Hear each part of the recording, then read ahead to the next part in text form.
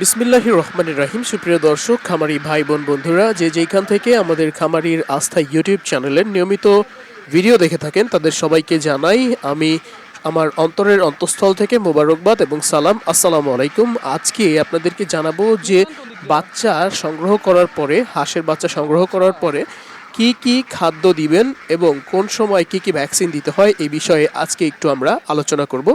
প্রথমত, যেই কোনো জায়গা থেকে বাচ্চা সংগ্রহ করার ক্ষেত্রে আপনারা খেয়াল রাখবেন যে এ গ্রেডের মানসম্মত বাচ্চাটা সংগ্রহ করার জন্য, এ গ্রেডের বাচ্চাটা সংগ্রহ করার জন্য যদি আপনার প্রতি পার পিসে 1 থেকে 2 টাকা বেশিও দিতে হয়, তবুও আপনি এ গ্রেডের বাচ্চাটাই নেবেন, কারণ এ গ্রেডের বাচ্চা সবসময় বি গ্রেডের বাচ্চার চেয়ে অনেক অনেক অনেক গুণ এগিয়ে থাকে।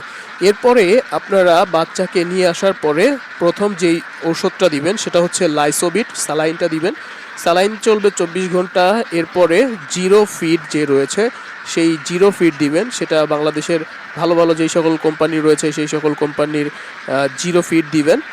এবং অনেকেই কিন্তু এই যে চিরা মুড়ি এগুলো ভিজায় দেন, এগুলো দেওয়ার দরকার নেই, আপনারা প্রথমতই ফিড দিয়ে দিবেন। এরপরে বাচ্চা যেই সময় 17 থেকে 18 দিন বয়স হবে তখন আপনারা পানিতে ছেড়ে দিবেন। তার আগে পানিতে ছাড়া যাবে না, মানে পুকুরে ছাড়া যাবে না। এরপরে আপনাদেরকে দিতে হবে 23 দিন থেকে 25 দিনের ভেতরে ডাক প্লেগ নামের যে ভ্যাকসিনটা রয়েছে সেই ভ্যাকসিনটা দিতে হবে। এই ভ্যাকসিনটা যদি আপনারা না দেন সেক্ষেত্রে কিন্তু পরবর্তীতে আপনাদেরকে পস্তাতে হবে, পুরো খামার কিন্তু নষ্ট হয়ে যাবে, এইদিকে খেয়াল রাখবেন। আবার এরপরে 40 থেকে 45 দিনের ভেতরে আপনাদেরকে দিতে হবে ডাক কলেরার যে ভ্যাকসিনটা রয়েছে সেই ভ্যাকসিনটা। এরপরে আপনাদেরকে দিতে হবে কিরমির ডোজ। এরপরে দিবেন জিঙ্ক ডিম দেওয়ার জন্য। তো এরকম ধাপে ধাপে দিবেন। এরপরে যে সময় হাঁসের ডিম প্রায় শেষের দিকে চলে আসবে ওই সময় আপনাদেরকে দিতে হবে আবারও ডাক প্লেগের ভ্যাকসিন, ডাক কলেরার ভ্যাকসিন, এগুলো করতে হবে। ভ্যাকসিন করলে হয় কি, বাচ্চার সমস্যা হয় না, হাঁসগুলোর সমস্যা হয় না, ডিম ঠিকঠাক দেয়, একটা হাঁসও আপনার নষ্ট হবে না। আর আপনি যদি ভ্যাকসিন না করেন তাহলে দেখবেন যে সম্পূর্ণ শেড আপনার নষ্ট হয়ে যাবে।